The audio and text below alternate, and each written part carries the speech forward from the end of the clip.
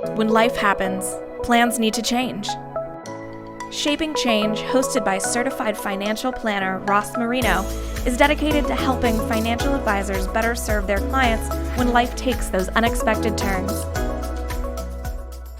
Welcome to the Shaping Change Show. Today, I'm joined by John Diehl, Senior Vice President of the Applied Insights team at Hartford Funds. Hi, John. Hi, thanks for having me, Ross. Excited to have you on. I love some of the resources that Hartford Funds comes out with. I received an email from a team member a little while ago, and they said, check this out, knowing that I would absolutely love it. And it's your newest presentation that you came out with. But when we talk about Hartford and we think about Hartford, I go back to what I think is one of my all-time favorites, which is from the MIT Age Lab, and it's the quality of life. It's the three questions. So just for people that may not be familiar with it, how about we open with the three questions that help determine your quality of life? So yeah, the three questions are a little bit quirky when you think about the rocket scientist at MIT, but the three questions to predict the future quality of life is: who's going to change your light bulbs? How are you going to get an ice cream cone? And who are you going to have lunch with? And those three questions, after people stop chuckling, about 20 seconds in, the wheels start to turn. They really address the issues of housing and where am I going to be living. Secondly, access to the things that I enjoy and I want to do into my retirement years. And thirdly, I think the most importantly, what does my social network look like? Who am I going to be spending time with? Do I need to be intentional about new people, new activities, new thoughts moving forward? Because let's face it, we're not just going to be, many of us, experiencing a 5-year retirement. It may be 25, 30, 35 years. So these three questions may be a little bit deeper than you would think on the surface. They do make you chuckle, but that's the fun part. They make you think about it. And as soon as you think about why you're asking those questions, they address the issues that have so much to do with our quality of life. And then I know, and I don't want to make this sound like a long Hartford presentation because it's not sponsored. I reached out to you guys because I love your stuff. But 8,000 days, that was the next one that I thought brilliant. So could you do 60 seconds on what 8,000 days is? Absolutely. So the researchers at MIT tell us that your life can be divided, generally speaking, into 4 8,000 day segments. So imagine this is approximately 8,000 days from the day you're born to the day you graduate college or university. Another 8,000 days from graduation till your first midlife crisis, because now that we're living longer, we may have multiple midlife crises. It's another 8,000 days from midlife crisis to retirement. And then you guessed it, another 8,000 days from retirement till expirement. However, nobody really knows how long that last segment is going to last. And the problem that MIT says that we need to reckon with is that the script has already been written in the first three segments. But the fact of the matter is that the story of retirement, which has been handed down to us from previous generations, really doesn't match with the experience that many of us are likely to have, given improved lifestyle, improved medicine, and extended longevity. So the 8,000 days concept really challenges us to think about what that last 8,000 days looks like. By the way, that's just shy of 22 years. So thinking about what does that look like? How can we clarify what that looks like? And then what does that mean from an investment, from a lifestyle decision standpoint? So yeah, it's been one of our more popular topics. Thanks for asking, Ross. Really good stuff. So now let's dive into what caught my attention this time. I'm big on decision making. I'm not as big on what do we think 22 years from now. I'm more interested, at least for my practice, on what's going on right now because people tend to call me or are referred to me when something's going on. And you want to help them make good decisions. Well, as a financial planner, I have the same experience that all other financial planners have. And that is sometimes people make decisions that when we look at what they decided, we think, no, it's painfully obvious that's not the right decision. People around them know that's not the right decision. And in our heads, we think, what were these people thinking? But as I look through your resources, maybe a better question is, what's your story? So let's start with that.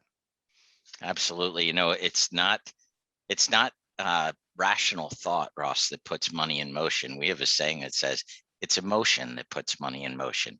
And those emotions that we have are usually tied to significant people or events in our lives that have shaped the way that we think about money. Yeah, and I love that nugget right there. So there's my first takeaway. You're always good for quotes, John. It's emotion that puts money in motion. So Yep. nugget number one there.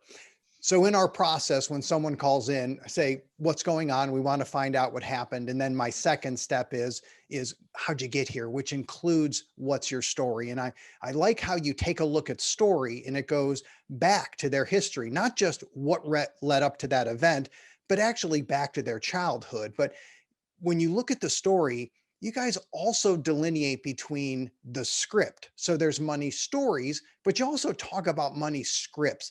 Can you define those two? Sure. So if you think about it, Ross, our relationship with money is maybe one of the longest running relationships that we have. It actually began before we were born as our parents started to think about, well, how am I going to, deal with this? What do I have to save for, invest for? All the way through past when we're gone as we make estate plans so that we can pass on what's important to us, not only financially, but what's important to us in terms of values and principles to the next generation. So the difference between a money story and a money script, if I'm talking about someone's money story, I'm really talking about a compilation of many different feelings and attitudes and memories that they have about anything related to my relationship with money. It might be how I feel about investing, risk tolerance. It might be about how I feel about saving or maybe charitable giving, things like that. So there's many components of the money story, and that's what we call a money script. So if we think about a money script, when we think about investing, for example, um, I could probably look back and think about key events in my history that maybe discouraged me from taking more risks or maybe encouraged me from taking more risks. Every person is different, has different events and different stories that influence the way they think about money. So what we encourage people to do is spend some time thinking about the different scripts, right? Which are either events that occurred in our lives that kind of wrote a part of our money story, or they're about categories of kind of our relationship with money. As I mentioned, investing, saving, spending, or giving. Those are scripts that are made up of kind of individual paragraphs, if you will, stories about what shaped our attitudes towards money. And I think, Ross, you probably know it's oftentimes these unspoken stories that influence the way we deal with money, maybe more so than just the rational approach where we say, this is absolutely the right thing to do, but I just can't go there. Well, I love to say there's no such thing as a purely financial decision. And now I actually know that it's emotion that puts money in motion. It's That's still my correct. favorite nugget, right? I know it's early in the interview, still my favorite nugget right there. Sure. What I've recently learned about and studied, and I found it really insightful, is that when we look back to our history, we have these memories, the money story. How I view that today, John, is different than how I would have viewed it 10 or 15 years ago, because as I mature and I grow, the memories in my head, I actually frame them a little bit differently. I see the significance today that maybe I didn't understand 10 years ago. So even though I may have talked about some of these in the past or said, well, this is what my mother was like, this is what my father was like, if I go through that again, all of a sudden I may update it in my brain of this was the significance of that event. Maybe this is good, maybe this is bad. Do you guys talk about that as how over time we may view things differently? We do. As people, we always change. We shift. We do carry core values with us, but I think your example was a funny one, and it does. These scripts can even impact our relationships with other people. So I'll give you an example. When I think back to my money story, I think of my father's mother, my grandmother, maybe the most frugal woman I've ever met in my life. She was a farmer, and I'm telling you, nothing went to waste, right? So how did that impact me? Well, when we first got married, uh, I was the cheapest guy you could find, right? If I had a sofa that had 3 legs and the stuffing coming out of it, I'd throw a blanket over and tell my wife, it's just fine. Well, thankfully, she's not that person. My wife is a person who is practical in her spending, but she spends money on the things that we really need that I would often overlook. And I learned to be grateful for that, because I learned that this is a weakness that I have that was kind of written into my story at a fairly early age. So you're right, where at first we may think, yeah, my way is the right way of thinking. Over time, we gain perspective and we start thinking about why we do the things that we do. And this is what we should understand, is that the power of story. The researchers at MIT tell us that a story is the oldest form of technology. It's how we as humans communicate what's important, how to do things, so on and so forth. So it's no different when we talk about our money story, what got us to this point, because those forces continue to shape and continue to develop us as we mature. When I hear frugality, the first word that pops into my mind is fear, John. And it's Mhm. nice to say we're frugal because that sounds positive. We don't waste money, we save money, we make good decisions. But I think a lot of that's just driven by fear. And over time, we probably have to address that that's really the core or the root of why we're so frugal, don't you think? I think that's a very solid point. And I do think, when I think back again, my grandparents didn't have much money, right? So that fear of not having enough or not being able to provide or making the most out of everything that we have was something that was driven home. And even in my own career, as no matter how much success I witness, there's always a part of me taking me back to my grandparents' farm and remembering some of those lessons they taught me. You bring up some myths about money that shape how we think and how we feel. How about you share a few of them? Sure. So we already touched on one, and that is that, money decisions are rational. No, they're emotional, and emotions are important. But here's a connected thought, Ross, is that some people say, well, emotions about money must be bad. Like, money's very rational. And so if I get emotional, but no, emotions surrounding money are actually very good. They can inform us, again, about what might be influencing our decisions. And lastly, a big one that I see is that sometimes people say men are better with money than women. There's absolutely no basis for this, right? In fact, what we often find, in fact, the researchers at MIT will tell you, oftentimes women make better longer term investors because they tend to put more time into research, and they're also more concerned about, if they make a mistake, how is it going to affect not just their spouse, but all the relationships around them, right? How might it screw things up for children or grandchildren or friends or so on and so forth? And so, the gender is not necessarily determinate. It's not determinate. And sometimes what we see is that connected that with that myth is a lack of confidence, right? And it's really that confidence that can really impact our decisions we make. So we don't wind up taking risks that might be good risks to take, because we're just not confident in our own ability. So that is a total myth, and should be sat on the side. There's no doubt in my experience that women are, in my experience, better long-term investors in general. They tend to think a little bit deeper, especially when the markets are more traumatic. And I often thought part of it is they're more in touch with their emotions and they share their emotions, but recognize it as emotions. It's an observation I've made throughout bear markets. And they've done well. They're willing to talk about it. So I think it's worked out, but I'm sample of one. So we're not going to call that as investment advice. And Sure. this isn't investment advice, but it Right. certainly resonates with me.